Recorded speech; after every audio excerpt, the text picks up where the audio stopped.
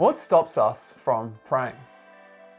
My name is Joel Deacon. I'm a pastor at City on a Hill, Melbourne, and in this video I want to highlight for you 5 reasons or excuses that stops us from praying, in the hope of making you aware of these excuses that you will press in and enjoy the gift of prayer. So what stops us from praying? Well, the first reason I have for you is that prayer is difficult. Prayer is difficult. You know, if you actually look at all world religions and faiths, what you'll see is that almost all of them practice prayer. And so on the one hand, prayer is a natural thing for us to do as humans. And on the other hand, if you've ever tried to pray or cultivate a habit of prayer, you'll realize that prayer is a wrestle, that prayer is a struggle, that it's difficult. Which is why Jesus, in his ministry and in the Gospels, not only modeled to us prayer, but he also taught us how to pray in the Lord's Prayer.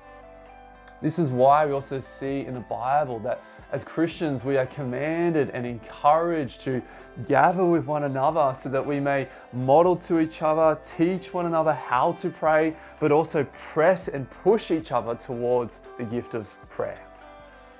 Which brings me to the second reason as to why we don't pray, which is that unfortunately we are rarely pushed to pray. We are rarely pushed to pray. In your life, in my life, we have different time demands and pressures.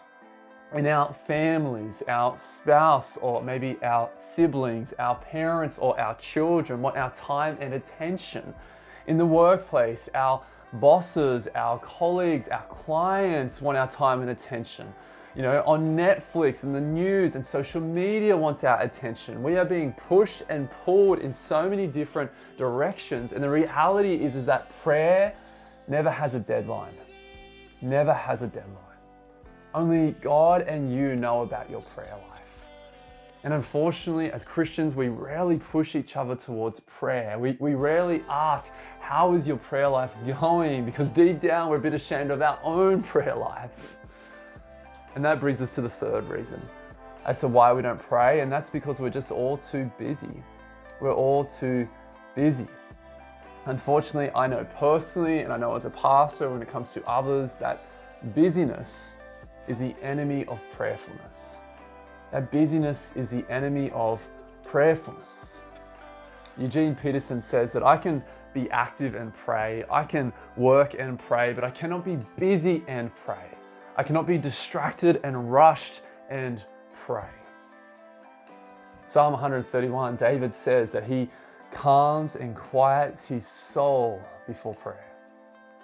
In Jesus, we see probably the busiest man of all time. You know, he had pressure and demands all around him. He had crowds of, hopeless and needy people, the demon-possessed that wanted his power and his healing and his help. He wanted the disciples to teach him. And yet, what do we see him do time and time again?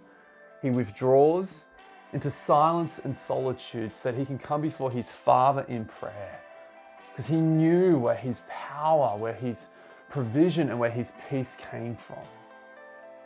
Which brings us to our fourth reason that stops us from praying, which is that we actually just don't genuinely believe in spiritual warfare. We actually just don't genuinely believe in spiritual warfare. I think unfortunately as Christians, we read the book of Revelation and we learn about the dragon and the beast that is roaming. We read about that passage of how the devil is like a lion roaring and roaming for someone to devour. And we just sort of are ignorant of those passages and those realities. Samuel Chaddick, the evangelist, said that the one concern of the devil is to keep Christians from praying. Too often deep down we just don't actually believe in spiritual warfare. That the need to get on our knees and to pray to our Heavenly Father for His help, for His protection, for His power over our families, our church and our cities. Which brings us to our fifth and final reason why we don't pray, and that is that we actually don't think prayer is a gift. We don't think prayer is a gift. Brother Lawrence says that there's nothing sweeter in this world than a continual conversation with God. I hope you understand about yourself that you are a creature of habit, a creature of rhythm and routines. I hope that you understand that what you love shapes what you do, and that what you love, you repeatedly do. I hope you know this about yourself, that sometimes as well that your loves are out of order.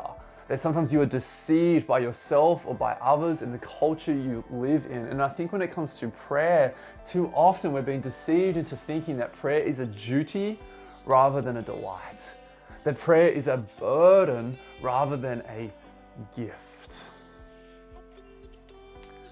I hope these 5 reasons are helpful for you, and hopefully by knowing about these 5 excuses, it will press in and help you push into the gift of prayer, because there really is nothing sweeter than a continual conversation with God.